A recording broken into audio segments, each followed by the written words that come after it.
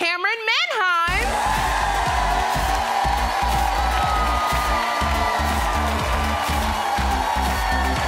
Get out here. Thank you for the invite to the party. Remember me for next time, because I'll be there. Oh, my goodness. First of all, I want to say happy birthday to you. Happy birthday. Another round around the sun.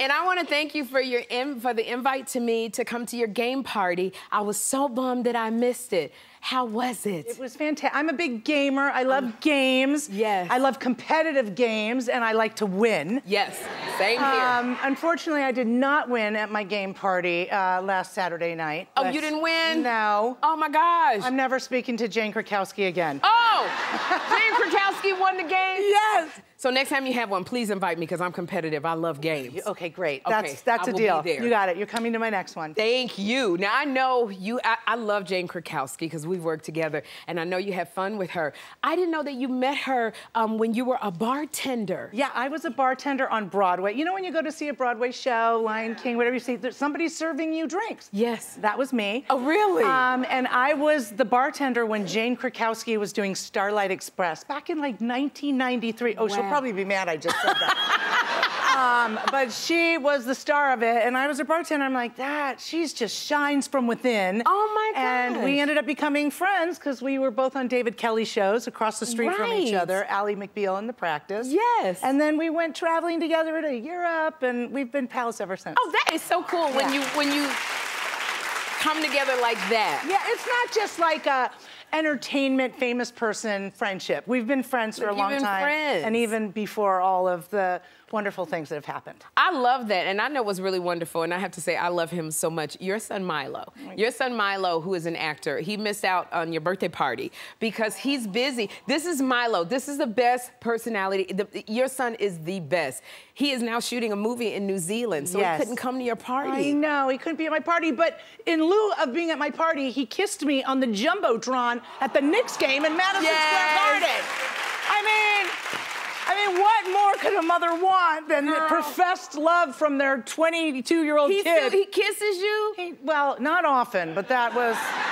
When I tell you, anytime Jeffrey and I go to a Knicks game, I'm begging her, can you please put us on the Jumbotron? But I'm so afraid Jeffrey's gonna be like, I'm not kissing my mom. He's like, can you please seat me a couple people away from my mom so I don't have to kiss her? Oh, my gosh. No. So he's working on a Zombies Part 4. There he is Zed the Zombie. And this is him. And where's my goddaughter, Kylie Russell? She plays one of the zombies. I just found that out. Yes, like it's my goddaughter. They're really close. This is what I want to say about your son, Milo. Milo reminds me of a young Tom Cruise. Like, he's got the personality, he's handsome, and he's really good actor. That's very sweet. Well, but I want to know, because I say Milo's a good actor because I saw the Zombies, but like, you are an Emmy-winning actress. And yes. So, Jeffrey never wants any advice. He's funny, but he never wants any comedy advice from me. Sure. Does Milo ask you for advice? You know, it's few and far between. He doesn't like to do auditions with me. No, he doesn't want me going, like, I think there's a little bit more urgency. And he's like, Mom, I know. I know how to act. Yeah. But when it comes to, like, reading the script and understanding what other characters are doing other than himself, you know, he's like, what is happening here? And he'll listen to me look at a script and give him some ideas about tone and relationships, but he will not let me audition with him. Oh, man. I know. Okay, but at least he lets you read with him. Yeah, and, you know, let me like, read you the guys script. are attached at the hip, you and Milo. We're, you know, single mom, just, you know, and that's your kid. Single, very controlling mom. You're gonna love me no matter what. Oh, girl, now you sound like Jennifer Holliday. I love it, girl. You know, when I tell you, I am an avid fan of Law and Order. I watch Law and Order. And I know, I watch it all day, every day when I'm doing the dishes. It's just on my TV. So I know that Law and Order keeps you busy. It has been a fan favorite across the world for, like, gosh, 20-something years. Yeah. And you're on season 23. So season 23. So tell us about it. You know, there's several Law and Orders. There's the OG, the one that I am on. There's SVU, and then there's Organized Crime. But I'm on the original one. And just to get you excited about this coming week, Wednesday night we are doing, generally when I come to work, everyone says, this is ripped from the headlines. And I read the script, and I'm like, there is no way this is happening in the world. It's so spicy and so weird what's going on this week. I'm like, this is not real. And they're like, oh, yes, it is. I always wondered. It's so crazy. It's about people who like to be dominated, and not what you're thinking, with their finances. That's their fetish. They like someone else to be in control of their money and dominate them. Wow. It's so weird. And then there's a huge twist at the end. This Wednesday is crazy, but not just because of the show, but because we have a new actor on our show. Who's the new actor on the show? I'm just gonna say, very dreamy, Tony Goldwyn, who I love. I love it. Tony Goldwyn from Scandal. Oh my gosh. Look at that. Look at that. He's so yummy. Look at that dreaminess. Reed Scott and Tony Goldwyn. Reed Scott, but you tell Tony Goldwyn, he kissed me when I was a co-host on The View. Ask him if he remember that kiss, because I do. Okay. You tell Tony I'm gonna ask him to recreate it, but let me tell you something. He is so fantastic. We're so lucky to have him on the show. He has brought an entirely new dimension to the DA's office. I don't even know if we trust him or not. He is not Sam Waterston. No one is like the real McCoy. No, not at all. And I don't know if he's politically motivated. I don't know what his motivation is. You're trying to figure out what's going on. Yeah, so it's gonna be great. Okay, so now here, this is what I love. I love the show so much. You play a cop on TV. Like, you're into it. You find out what's going on. But have you ever gotten into trouble with the real law, like in real life? Have you been reading my backstory? I'm just so curious. Tell me what's going on. I mean, well, it began when I was 15. Really? Yeah, that's the first time I got arrested. Camryn! I swear. What's this like? You got arrested. Look at you. Okay. Look at you, a little innocent over here, the little biker right I know, here. that's how it all started. You got arrested when you was 15? I was driving in a friend's car. I had my feet outside the window. And the police pulled us over. And he said, you can't have your feet outside the window. And I'm like, okay. So I pull him back in, and then we're driving off, and then I flipped him off.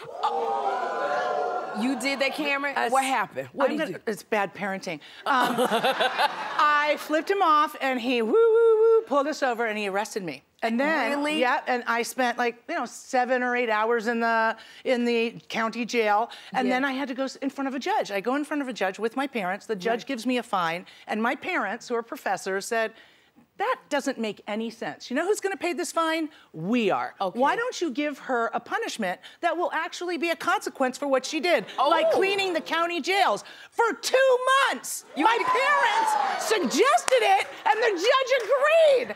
So guess who I was flipping off then?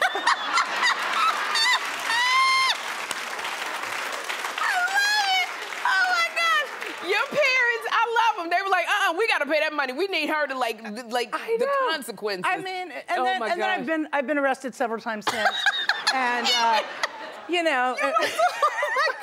you'll read my book and you'll know. Oh my gosh, we have got to go out and hang out. I will tell you how I was in jail for 8 days, girl. I will tell you. Yes. We're gonna have a good time when we go out. We are. So, I love this because I just moved here. It's probably been 2 years, and you live in New York City. One of the things I cannot do that you love to do, you go everywhere on the city bike. Oh, yes, I do. Really? It is like my happy place. Really? And you look so good. And I film myself. I'm my own camera lady. Like what? I go to the theater. I go to the Knicks games. I go to the Rangers. I go everywhere. I hop on my bike at my house. I can be at Madison Square Garden in 12 minutes. Really? Go see a game, and I'm home before someone can call a cab. On your bike, girl? I tried to ride on that city bike, and this bus got on the side of me, and I was like, what are you doing? No. City bikes are so fantastic, and I am trying with all my might to get City Bike to recognize me. I tag them in every one of my posts. Really? My adventures on City Bike. I talk about architecture. I talk about the different neighborhoods. And I'm trying to get them to do a campaign with me so that I can get people on bikes. Listen, I'm 63. I'm on a bike. You can be on a bike. And I want people to start riding, and I want to be in the back of a cab. And like when you're in a cab and they show you on the screen. Yeah, I'm like, get out of the cab and get on a bike. I love it. Okay, first of all, we're gonna go bike riding together because you got to get me out of my fear of riding a city bike. For sure. So we're gonna do it. But we would like to help you out with your campaign with City Bike. So can you bring the bike out? Can you bring a City Bike out? So Camryn, bike. I need you to get on the bike. Okay. First of all, this is really good. We gave you a good little sexy helmet. Oh my God. So put the helmet on. Okay, hold on, kids. All right, now get on the city bike. That's what I'm talking about. Okay. You got it? All right, there you go, mama. Get on the city bike. You gotta kick your kickstand up. All right, where am I going? Okay, well, first, before you go anywhere, I want you to look into Rambo's get on the bike. We need you cute on that bike. I need you to tell City Bike why they should hire you. Look right in Rambo's camera. City Bike. This is Camryn Manheim, the biggest badass city bike rider in all of New York City. We gotta cut the pollution, cut the crap, get people on bikes, and start exercising. Here we go.